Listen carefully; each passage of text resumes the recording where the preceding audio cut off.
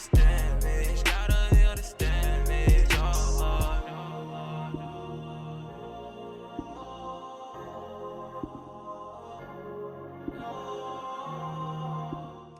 Hey Chronicle Nation, welcome back to chapter 12. Today I want to talk about what I call the sacrifices for life. Really what I'm talking about is what marriage really requires of us if we're really going to have a successful marriage. And I think the reason why I think this is important, because if anybody tells you that marriage is easy, and I'm talking about a happy, healthy, thriving marriage, I don't think that they're being honest. Marriage is tough. I think part of why it's tough is because, marriage really requires you to change, to evolve, to constantly be evolving as a person, as a man and a woman, to learn from your mistakes and your failures and move forward. And if you're not doing that and you're staying stagnant, there's this constant clash of ideas and ideals, and you never really are growing beyond certain things. I remember when we first got married, and prior to getting married, I had been driving the car that I had for a while, and I was really ready to get another car. I remember talking to my wife about, when we get married, I want to get a truck. Because we had talked about traveling and the places we wanted to go and taking long road trips, and it just was important to get a truck. And so once we got married, I was excited to get a truck until we decided, man, we want to buy a house. So in getting a house, we needed to delay me getting a truck. And it's like, okay, let's wait. That makes sense. So when we bought our house, I was gung ho. But the problem was is that we spent a little bit more on our house than we wanted to, and although we could afford it and we could afford me to get a truck, it was just better for us to maybe wait a little more time, for me to get the truck. And that was frustrating for me, because here I wanted to get my truck. Here's my dilemma. I wanted the truck. My wife wanted me to wait. And the marriage needed me to wait.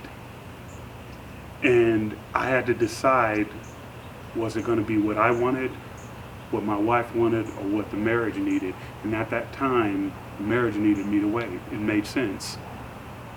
And I think that applies to arguments, disagreements. I think that applies to anything in marriage. Sometimes it's about what you need, what she needs, and what the marriage needs. And I think what I'm learning is it's always important that I decide to choose what the marriage needs and what my wife needs more than what I choose what I need. And I think she has to have that same mindset. And I think when you have arguments, and this is really a part of our Fight Promoters series, when we're having arguments, we have to think about the marriage. Marriage has to be the priority. If I'm always the priority and she's always losing, she's not going to be happy. If she's always a priority and I'm always losing, I'm not going to be happy. Sometimes it's not about me. Sometimes it's about what's best for the marriage. And that may not be best for me. That may not be best for her, but it's best for the marriage. So what am I saying? I must sacrifice for the life of the marriage. I must sacrifice for the life of the marriage. You must sacrifice for the life of the marriage. And let me tell you something, Chronicle Nation, that's not always easy. It's not always easy to want your way and not get it. It's not always easy to put yourself on hold for the better of that person you love, or for the marriage that needs you to do something. And many times that's hard to do. Many times it's hard to shut your mouth when you got so many words to say, or you feel like you're right. Many times it's hard to be quiet. But what if the marriage is asking that of you? What if it's important for you, even though you know the answer, even though you have it, even though it's clear to you that wisdom says, be quiet, be still, and let peace reign, even though you don't want to. Now, some do this for a while. They do this, okay, they get married and they've been married, they do it for a while and they quit.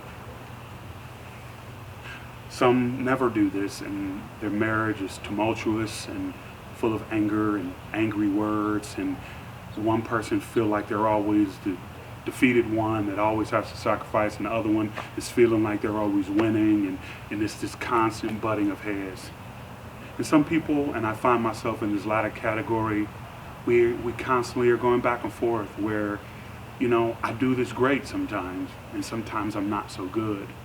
But I'm always mindful of the need for me to understand that first and foremost, if I'm going to have a successful marriage, I have to understand that it's not about me. It's what's best for the marriage. And my partner, my wife, has to have that same mindset. What's best for the marriage? Because what's best for the marriage may not at times be what's best for me.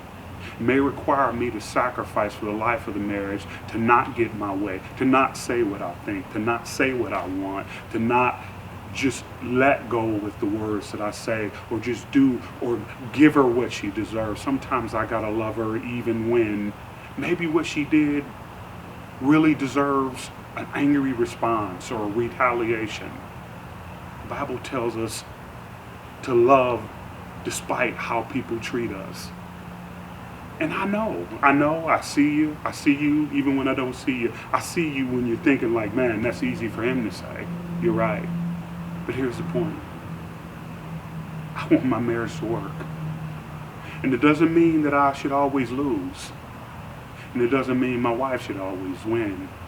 But it means that I'm willing to do what it takes to make my life and my marriage a successful one. So I'm telling you in this session today, Chronicle Nation, I'm willing, and you should be willing, to sacrifice for the life of your marriage. And sometimes that's going to mean being quiet when you want to talk. Sometimes it's going to mean maybe eating Mexican food when you really are feeling a steak. And that's okay. Because what you win in the end is a healthy and a happy partner. And isn't that what we all want? We do this, Chronicle Nation, because we believe in our purpose. We believe in our call. Please continue to click that notification button. Please continue to subscribe to our channel. Follow us on Twitter. Follow us on Instagram. Follow us. We have a Chronicle Nations, the Joseph Chronicles website. Check out our website. Reach out to us, contact us. Let us know what you like. We're going to be having more poetry out there. We're going to be giving you some more great stuff, because here's the thing. We feel like we have something to contribute. And if you will just get beyond sometime the method that God uses and listen to the message, because that's what this is all about. It's not about the message, it's the method. It's not about who it is, it's about the message. And I pray that the message has life. God bless you, Chronicle Nation. Until next time, talk to you soon.